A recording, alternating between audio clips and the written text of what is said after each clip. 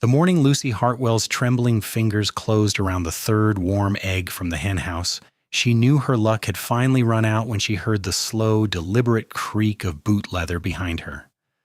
Dawn had barely broken over the Texas plains in the summer of 1878, and the rooster's crow still echoed across the dusty town of Redemption Springs, but she had been so focused on gathering food for her sister that she had not heard the tall cowboy approach. Her heart hammered against her ribs as she slowly turned, clutching the stolen eggs against her worn calico dress, expecting anger or worse, the law. Instead, she found herself looking up into the weathered face of a man who could not have been more than 25, though the sun and hard living had etched lines around his startling blue eyes. He wore a dusty brown Stetson pushed back on his dark hair, and his jaw was set firm. But there was something in his expression that was not quite fury. Behind him, the small ranch house and barn painted gold in the rising sun, and she realized with sinking dread that this must be his property. "Please," Lucy whispered, her voice cracking. "My sister, she has not eaten in 2 days. I will work to pay you back. I swear it on my mother's grave." The cowboy studied her for a long moment, his gaze traveling from her hollow cheeks to her threadbare dress and the holes in her boots. She was 19, though hunger had made her look older in some ways and younger in others. Her auburn hair, once thick and lustrous according to her mother's stories, now hung limp beneath a faded bonnet, and her green eyes were shadowed with exhaustion and desperation. "How old is your sister?" he asked, his voice low and rough like creek gravel. 13. "She is sick with fever, and I cannot afford the doctor or medicine or even food." The words tumbled out of Lucy in a rush. "Our parents died of cholera last winter on the wagon train west. We made it here with nothing, and I have been trying to find work, but no one will hire a woman with a sick child to care for." The cowboy was quiet for another heartbeat. Then he stepped past her into the henhouse and began gathering eggs with practiced efficiency, filling a basket that hung on a nail by the door. Lucy watched in confusion as he collected a dozen eggs, then turned and pressed the basket into her hands. "Take these," he said simply. Lucy stared at the eggs, then at him, her eyes filling with tears she had thought long dried up. "I do not understand."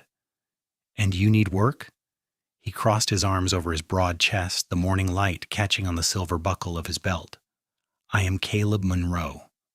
I run this ranch alone since my father passed last spring, and I am drowning in work I cannot keep up with. Can you cook?" "Yes, sir. My mother taught me everything she knew." "Can you mend clothes, tend a garden, help with ranch accounts if I teach you the numbers?" "I can read and write and do sums. My father was a school teacher back in Missouri before we headed west." Caleb nodded slowly, as if coming to a decision. "Here's my offer. You come work for me. Cooking, cleaning, mending, and whatever else needs doing around the house and garden. I will pay you fair wages, and there is a small room off the kitchen that was my mother's sewing room. You and your sister can stay there. In exchange, I get hot meals and a house that does not look like a tornado hit it." Lucy felt her knees go weak with relief so profound it was almost painful. "You would do that, even though I was stealing from you?" "You were not stealing for yourself. You were trying to save your sister. That tells me more about your character than you might think." He adjusted his hat and looked toward the east, where the sun was climbing higher. "Now go get your sister and whatever belongings you have. Bring her back here, and we will see about getting some food in both of you and calling for Doc Watson to look at her." "I cannot pay for the doctor," Lucy said quickly, fear replacing relief. "I can. Consider it an advance on your wages." Caleb's expression softened slightly. "Go on now. The sooner you get her here, the sooner we can help her." Lucy ran. She ran through the dusty streets of Redemption Springs, clutching the basket of eggs like it was gold, her worn boots kicking up small clouds with each step. The boarding house where she and her sister had been staying was barely more than a shack, the cheapest room she could find, and their few possessions fit into a single carpet bag. Her sister Lily lay on the narrow cot, her face flushed with fever, her blonde hair dark with sweat. Lucy? Lily's voice was barely a whisper. Did you find food? Better than that, sweetheart. I found us a miracle. Lucy set down the eggs and quickly packed their belongings, 2 spare dresses, her mother's Bible, a tintype of their parents, and Lily's rag doll. Then she wrapped Lily in their thin blanket and lifted her, startled at how light the girl had become. We are going somewhere safe now, somewhere with food and a real bed and a doctor. The walk back to the Monroe Ranch took longer with Lily in her arms, but Lucy would have walked through fire at that moment. Caleb was waiting by the house, and when he saw them coming, he strode forward and gently took Lily from Lucy's aching arms without a word. He carried the girl inside to a real bedroom with clean sheets and a soft mattress, laying her down as carefully as if she were made of glass. I will ride for the doctor, Caleb said. There is a pump out back for fresh water, and the kitchen is through there. Make yourself at home. Over the next week, Lucy discovered that Caleb Monroe was a man of his word in every way that mattered.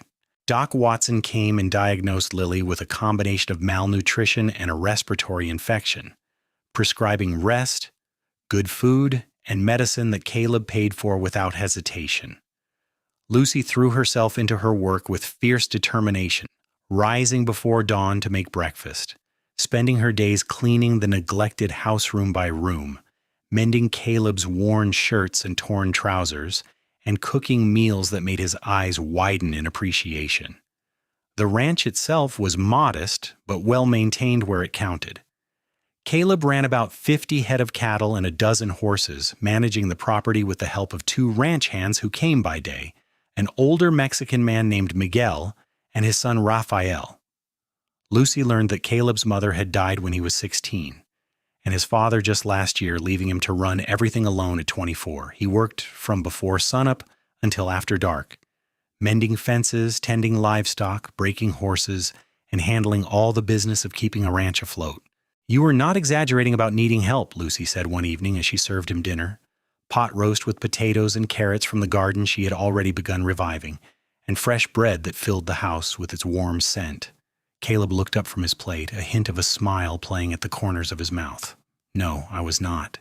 This is the best meal I have had in over a year. I've been living on beans and hardtack and whatever Miguel's wife took pity on me enough to send over. Well, those days are over. Lucy poured him coffee, strong and black, the way she had learned he liked it. You gave my sister her life back. The least I can do is make sure you are properly fed. As the days turned into weeks, a comfortable rhythm developed. Lucy would wake before dawn and have coffee ready when Caleb came in from checking on the animals. They would eat breakfast together while the house was still cool, and she would pack him a lunch to take out to the range. Lily, growing stronger each day, would help with lighter tasks, shelling peas, folding laundry, feeding the chickens that had inadvertently brought them to this place. In the evenings after supper, Caleb began teaching Lucy the ranch accounts as promised, showing her how to track expenses and income, which cattle were sold, and for what price, what supplies needed ordering. You have a good head for numbers, Keynes, Caleb observed one night as they sat at the kitchen table, the ledger open between them and an oil lamp casting warm light over the pages. Better than mine, truth be told. My father used to say mathematics was just another kind of language, and once you learned to speak it, it could tell you stories. Lucy made a notation in her careful script. I always liked how numbers made sense, how they added up properly if you did them right. Unlike people, Caleb said quietly. Lucy looked up and found him watching her with an expression she could not quite read. In the lamplight, with his hat off and his dark hair slightly mussed, he looked younger than usual, more vulnerable. She had learned over the past weeks that he was kind and fair, that he worked harder than any man she had ever known, that he was gentle with animals and patient with her sister. She had also learned that her heart had begun to do strange things when he smiled at her, and that she found herself listening for the sound of his boots on the porch at the end of each day. People can make sense too, Lucy said softly, sometimes. Your parents, what were they like? It was the first truly personal question he had asked her, and Lucy found herself answering honestly. My father was a dreamer. He believed in new beginnings and second chances.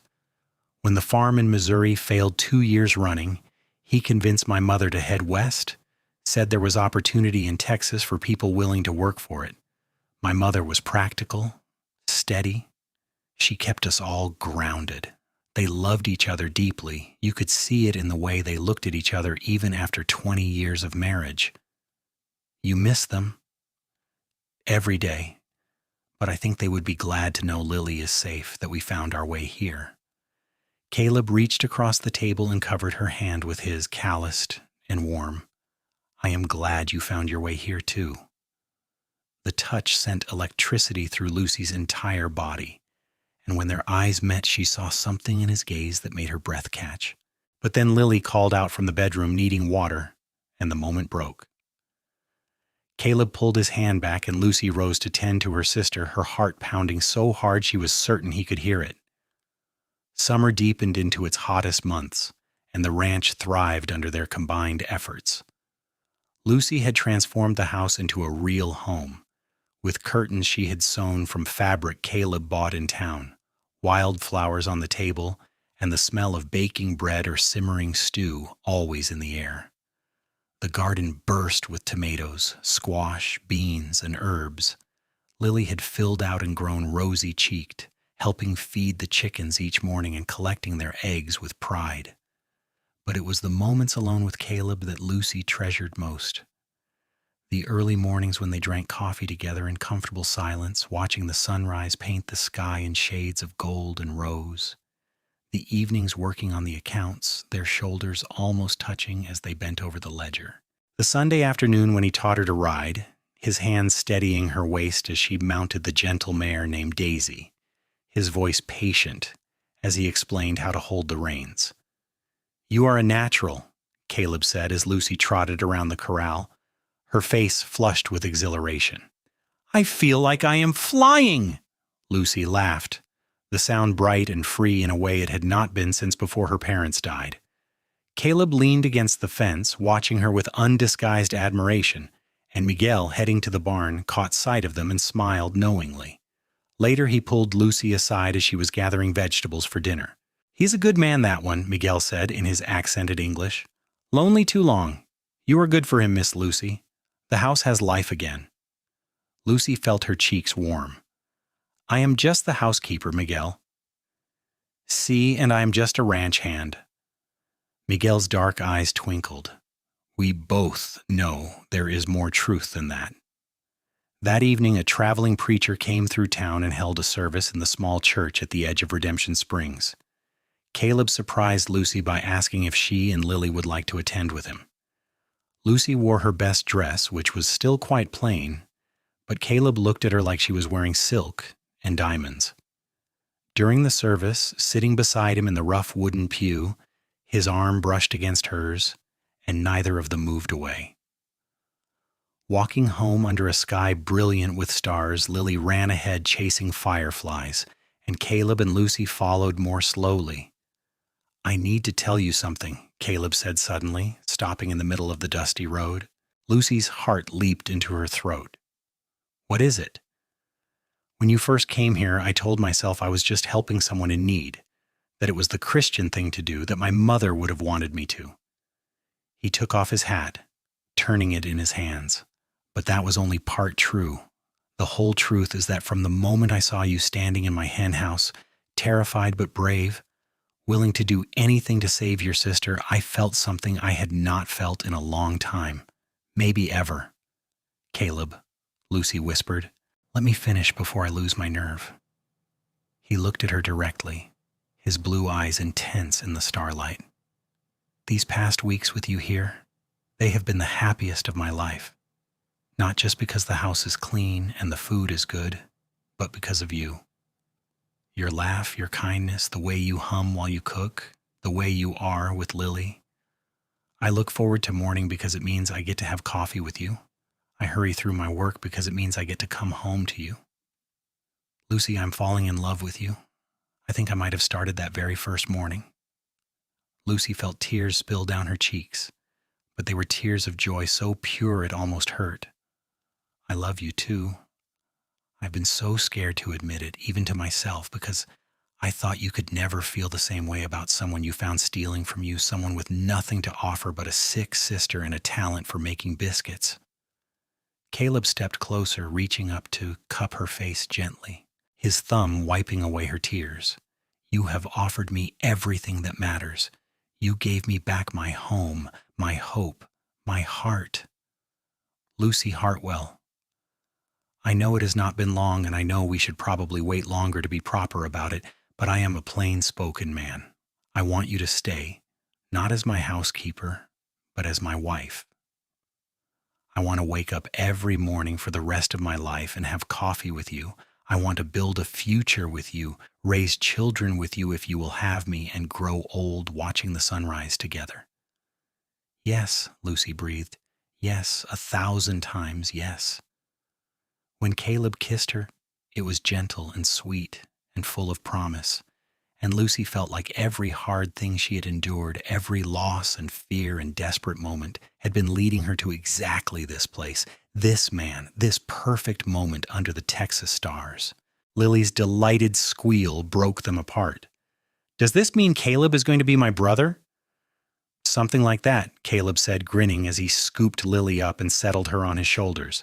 "How would you feel about me marrying your sister?" "I think it is perfect. Can I be in the wedding? Can I wear a fancy dress? Can we have cake?" Lucy laughed, the sound bright with happiness. "Yes to all of it, sweetheart." They were married 6 weeks later in the same small church where Caleb had first worked up the courage to speak his heart. Lucy wore a new dress that Caleb had insisted on buying her. Simple but beautiful, in cream-colored cotton with lace at the collar and cuffs. Lily stood up with her, wearing a new dress of her own in pale blue, her blonde hair crowned with wildflowers. Miguel and his family attended, along with most of the town, curious about the mysterious housekeeper who had captured the heart of one of Redemption Springs' most eligible bachelors. Doc Watson, who had become a friend during Lily's recovery, gave Lucy away. The preacher spoke about love and commitment and partnership, about Ruth and Naomi and loyalty, about building lives on foundations of faith and trust. When Caleb slipped the simple gold band onto Lucy's finger, his hands trembled slightly, and she loved him even more for his vulnerability, for the way his voice shook when he said his vows. The town women had organized a celebration at the church hall with food and music. A fiddle player struck up a lively tune, and Caleb led Lucy in a dance, spinning her around the floor while everyone clapped and cheered. Later, when a slow song began, he pulled her close, and they swayed together, lost in their own world. "Happy, Mrs. Monroe?" he murmured against her ear. "Happier than I ever imagined possible," Lucy replied honestly. "You saved my life that morning, Caleb. You saved both our lives." "No," Caleb said, pulling back to look into her eyes. "You saved mine. I was just existing before you came, going through the motions. You brought me back to life." Their wedding night was spent in the house that was now truly theirs together, and Lucy felt a peace settle over her that went bone deep. This was home. This was where she belonged. In Caleb's arms, in this ranch house, with Lily safe and healthy sleeping in her room, with chickens clucking softly outside, and the vast Texas sky stretched overhead. The first year of their marriage was one of adjustment and growth and deepening love. Lucy learned the rhythms of ranch life, not just as a housekeeper but as a partner in the operation. She took over all the accounts and proved to have a sharp mind for business, finding ways to cut costs and increase profits that impressed even Miguel. When Caleb went to market to sell cattle, she went with him, negotiating prices with a steel spine hidden beneath her polite demeanor. "You are a force of nature," Caleb told her after she talked a buyer up an extra $1 a head. "Remind me never to get on your bad side." "Too late for that," Lucy teased. "You are stuck with me now." Lily thrived under their care, growing taller and healthier, becoming a vibrant 13-year-old full of opinions and energy.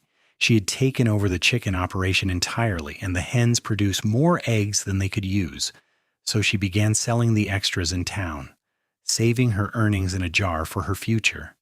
She has your business sense, Caleb observed one evening as Lily carefully counted her money. And your kindness, Lucy replied, watching as Lily gave a dozen eggs to the pastor's wife, who had fallen on hard times refusing payment. The seasons turned. Summer gave way to autumn, the Texas heat finally breaking into cooler days and crisp nights. Lucy discovered she was pregnant in October, and when she told Caleb, he whooped with joy and picked her up, spinning her around the kitchen before remembering himself and setting her down gently as if she were made of glass. "I am not fragile," Lucy laughed. "Women have been having babies since Eve." "Not my woman carrying my baby," Caleb said, his hand splaying over her still flat stomach with wonder. "This is a miracle, Lucy." Their son was born the following June, during a thunderstorm that rattled the windows and pounded the dry earth with blessed rain. Doc Watson delivered the baby while Caleb paced outside with Miguel, wearing a path in the porch boards. When Lucy's cries finally gave way to the wail of a newborn, Caleb burst through the door to find his wife exhausted but radiant, holding a red-faced infant with a shock of dark hair. "Meet your son," Lucy said softly. "See." Caleb took the baby with shaking hands, staring down at the tiny face with awe. "He is perfect. You are perfect. Thank you." They named him Samuel after Lucy's father, and from the moment Sam drew his first breath, he was loved beyond measure. Lily doted on her nephew, and Caleb proved to be a natural father, patient and playful. Lucy would often find them together in the evenings, Caleb teaching Sam to grip his finger, singing old cowboy songs in his rough voice, making promises about teaching him to ride and rope and be a good man. 2 years later, a daughter joined the family, born on a clear spring morning when the wildflowers carpeted the prairie in waves of color. They named her Rose, and she had Lucy's green eyes and auburn hair. Caleb was just as smitten with his daughter as he had been with his son, and Lucy would catch him holding Rose, just staring at her like she was a miracle he could not quite believe in. "2 children," Caleb said one night as they sat on the porch watching the sunset while the children slept inside, and Lily, now 17 and courting a nice young rancher from the neighboring spread, was in town at a dance. "We are truly blessed." "We are," Lucy agreed, leaning against his shoulder. "Do you ever think about that morning, when you caught me stealing your eggs?" "All the time. Best thing that ever happened to me." "You gave me a dozen eggs and a job," Lucy said. "But what you really gave me was hope, and a future, and a love I did not think existed outside of storybooks." Caleb turned and kissed her temple. "You gave me the same, Lucy. You and Lily showed up and turned my empty house into a home, my lonely existence into a life worth living. I would give you 1,000 dozen eggs if I could do it all over again." The years continued to unfold in a tapestry of ordinary moments that were extraordinary in their contentment. The ranch prospered under their joint management, growing to include more land and more cattle. Miguel's son Rafael married and brought his bride to work on the ranch as well, and the operation became a true family business. Lily married her young rancher, a good man named Thomas, who reminded Lucy of Caleb in all the best ways, and they settled on the neighboring spread close enough for frequent visits. Sam grew into a serious boy who loved animals and had his father's quiet strength. Rose was wild and free, climbing trees and racing horses and keeping them all on their toes. When Sam was 8 and Rose was 6, another son arrived, whom they named Caleb Jr., but called CJ. He was a happy, easy baby who seemed to smile his way through life. 3 children, Lucy said, nursing CJ while watching Caleb teach Sam and Rose to rope fence posts in the yard. "Our family keeps growing. Is that all right with you?" Caleb asked, coming to sit beside her after the lesson. He touched CJ's soft cheek gently. "I know each child takes a toll. It is more than all right. It is everything I dreamed of and more." Lucy smiled at her husband. "Do you remember what you said to me that first morning? That I was not stealing for myself. I was trying to save my sister, and that told you about my character?" "I remember. You were right, but it worked both ways. You gave a desperate thief a dozen eggs and a job instead of calling the law. That told me everything I needed to know about your character, Caleb Monroe. It told me you were the kind of man who saw people's hearts, not just their circumstances. The kind of man who led with compassion instead of judgment. The kind of man I could love for the rest of my life. Caleb pulled her close, careful of the baby between them. We found each other, Lucy, against all odds. In the middle of nowhere, in the middle of hardship, we found each other. That is not luck. That is fate. As the sun set over the Monroe Ranch, painting the sky in shades of gold and crimson, Lucy looked around at everything they had built together and felt a contentment so deep it was almost holy. The house rang with children's laughter. The land stretched fertile and productive in all directions. The chickens scratched and pecked in their yard, including the descendants of the very hens whose eggs had started this entire journey. And beside her sat the man who had seen past her desperation to her worth, who had given her not just eggs and a job, but a life beyond her wildest imaginings. The children grew as children do, bringing joys and challenges in equal measure. Sam proved to have a gift for training horses, and by the time he was 15, ranchers from 3 counties away were bringing him their most difficult animals to break. He had his father's patience and his mother's intuitive understanding of how to read what was not being said, and he could gentle a wild horse with whispers and kindness. Rose, at 13, had become the ranch's best rider, fearless in the saddle and quick with a rope. She also had a head for mechanics and was constantly tinkering with the ranch equipment, finding ways to improve harnesses and repair tools. Lucy saw herself in Rose's fierce independence and determination, and Caleb saw his own stubborn will. CJ, at 7, was the family's heart, the one who remembered everyone's birthday, who brought his mother wildflowers for no reason, who could make even Miguel laugh with his silly jokes and observations. One evening, as Lucy and Caleb sat on the porch swing they had installed years ago watching their children play in the fading light, Lily rode over with news. "I am pregnant again," Lily announced, glowing with happiness. She and Thomas already had 2 children of their own. "The baby should arrive in the spring?" Lucy hugged her sister tightly. "Oh, Lily, that is wonderful news." After Lily left, Lucy remained on the porch with Caleb, rocking slowly in the swing. "Do you realize," Lucy said quietly, "that in a few months, Lily will have 3 children? She will have the family she almost never got to have because I was too proud to ask for help, too desperate to see any way out except stealing." "You were not too proud. You were out of options. There is a difference. If you had not been kind that morning, if you had called the sheriff or chased me off or done any of the 100 things you had every right to do, Lily might not have survived. I would not have you or Sam or Rose or CJ. Everything we have, everything we are, it all comes back to that one moment when you chose mercy over justice." Caleb stopped the swing and turned to face her. "Lucy, you would have found another way. You are the strongest person I know. You would have saved Lily somehow. Maybe, but I would not have found you." Lucy cupped his face, feeling the weathered skin beneath her palms, seeing the silver threading through his dark hair now that he was 33. "And my life without you is not a life I care to imagine." "Then do not imagine it. I am here, and I'm not going anywhere. We have years and years ahead of us, my love. Years to watch our children grow and have children of their own. Years to build this ranch into something we can pass down through generations. Years to sit on this porch swing and watch the sun set together." "Promise?" Lucy whispered. "I promise." The seasons continued their eternal dance. Spring rains gave way to summer heat, which mellowed into autumn cool, which hardened into winter cold. The ranch prospered beyond their initial dreams, becoming one of the most successful operations in the region.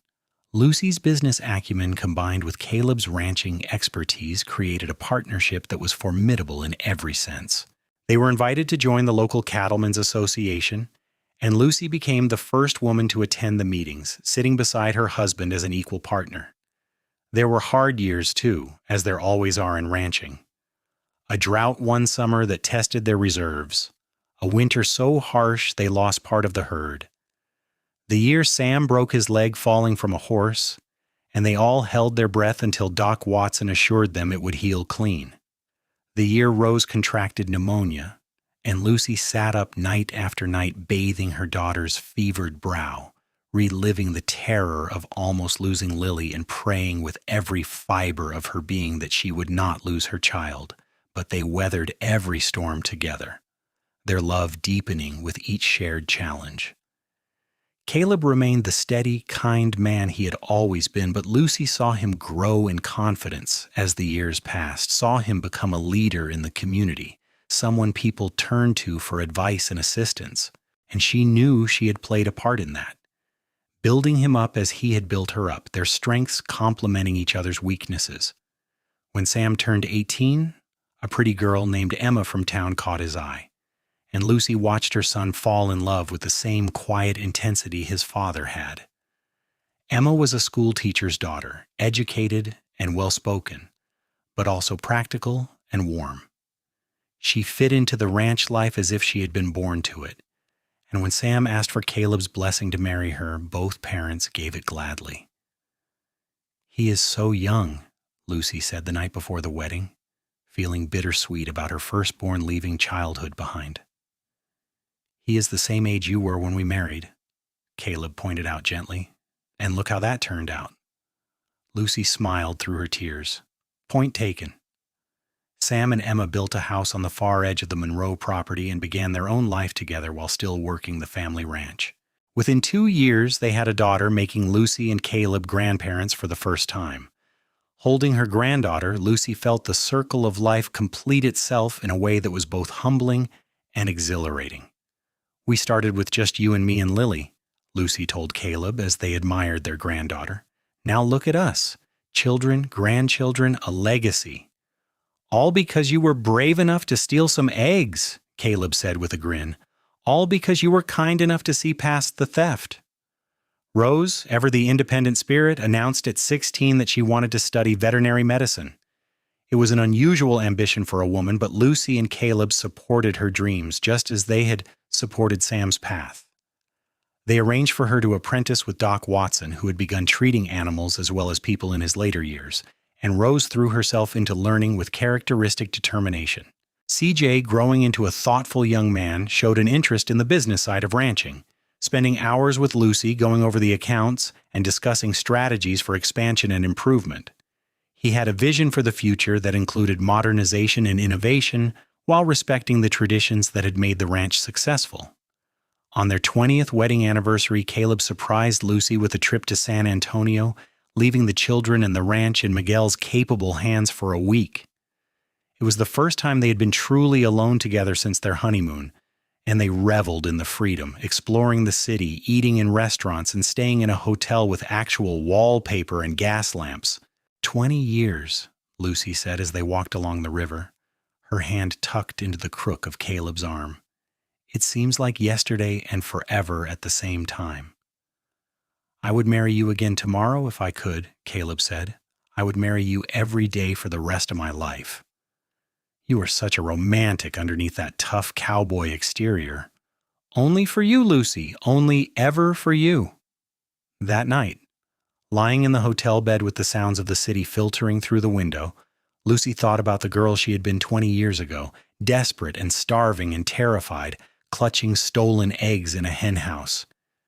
She thought about how impossible it would have seemed to that girl that she would end up here, loved and secure, with a family and a home, and a future bright with promise.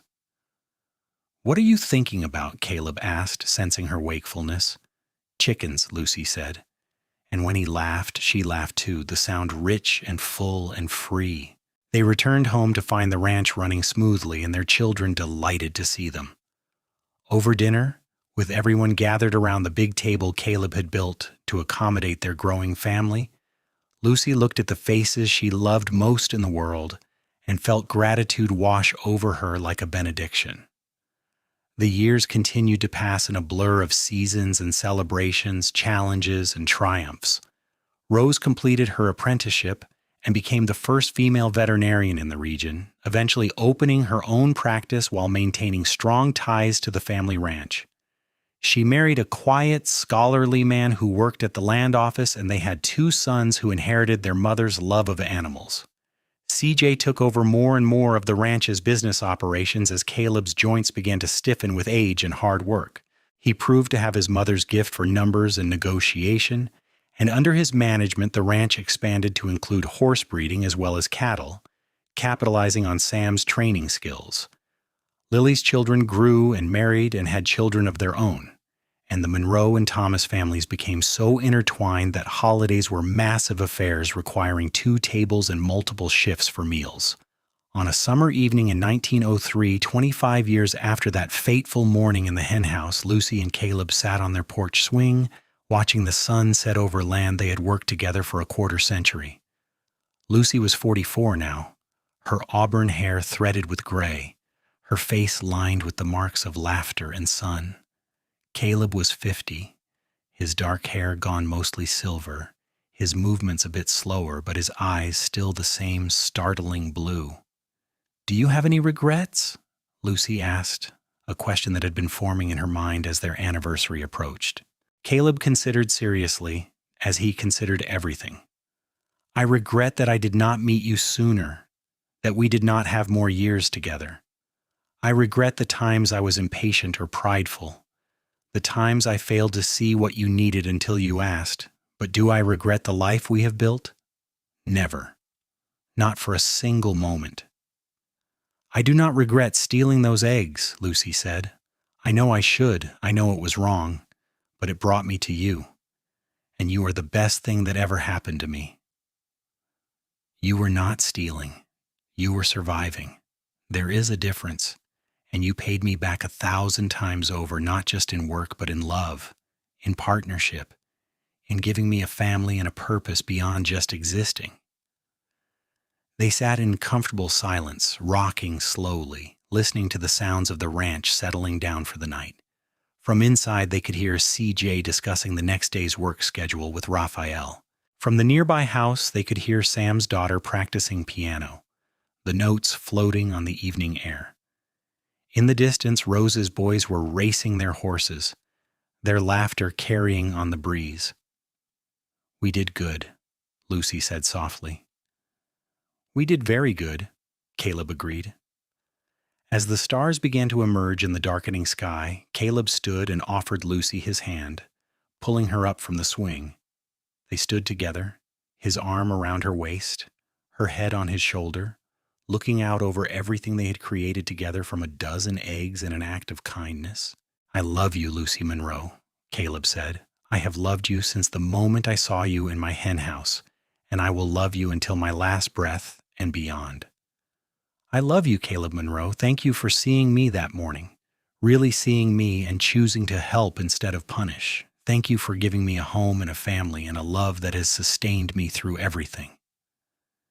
Thank you for accepting my help, for trusting me, for building this life with me." He kissed her soft and sweet, a kiss that held 25 years of devotion and partnership and enduring love.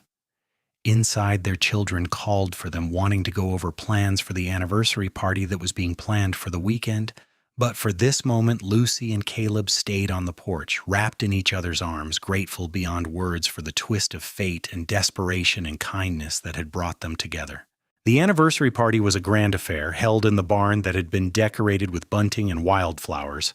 The entire town seemed to turn out, along with ranchers from neighboring spreads, old friends, and the sprawling network of family they had accumulated over the years.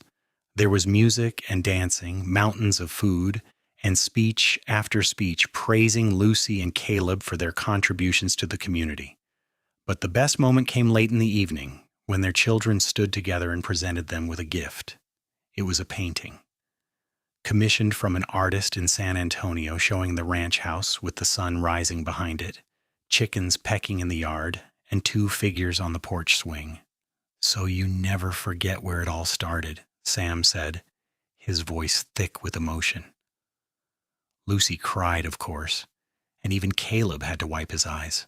They hung the painting in the parlor, where it would remain for generations, a testament to how the smallest act of kindness could ripple outward into the world, changing lives in ways that could never be predicted or measured.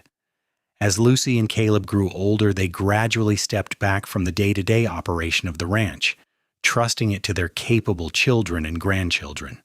But they never stopped being partners, never stopped sitting together on the porch each evening, never stopped holding hands as they watched the sunset paint the sky in colors that never failed to take their breath away.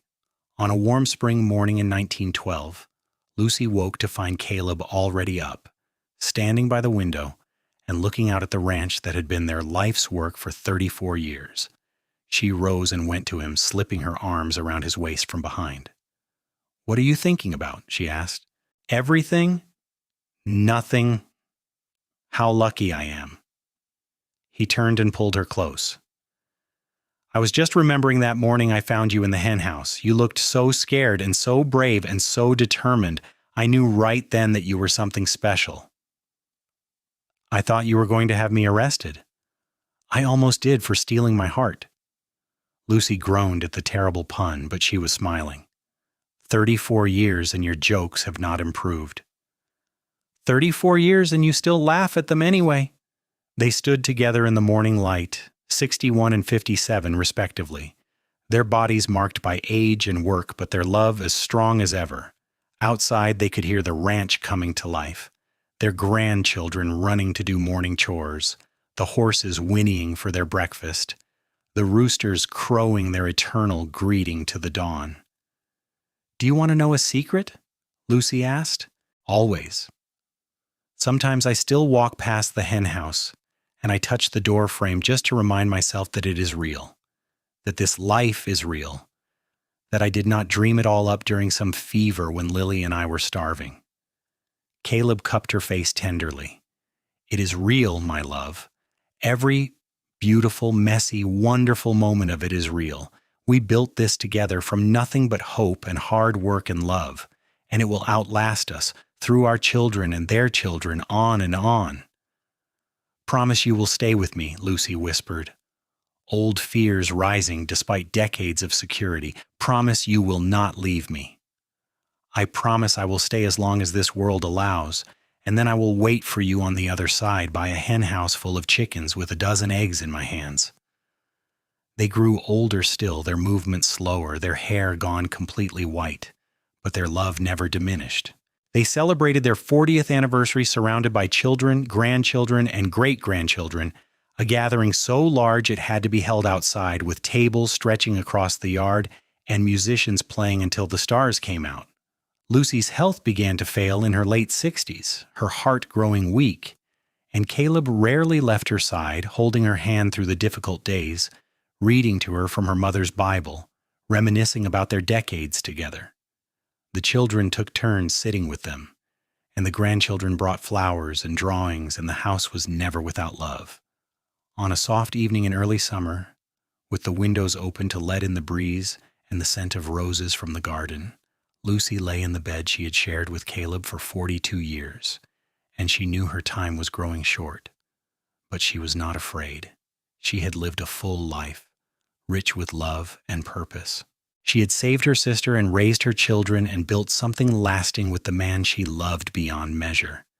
"Caleb," she whispered, and he was there instantly, taking her hand. "I am here, my love. I am right here." "Thank you," Lucy said, each word an effort, but necessary. "Thank you for that morning.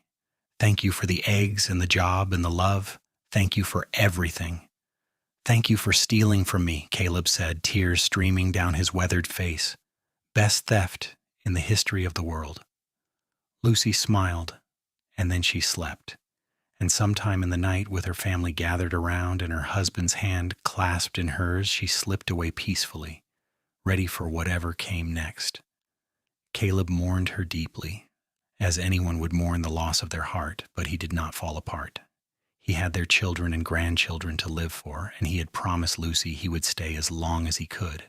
He lived another 5 years, active and engaged with the ranch until the very end, telling stories about Lucy to anyone who would listen, making sure no one ever forgot what a remarkable woman she had been.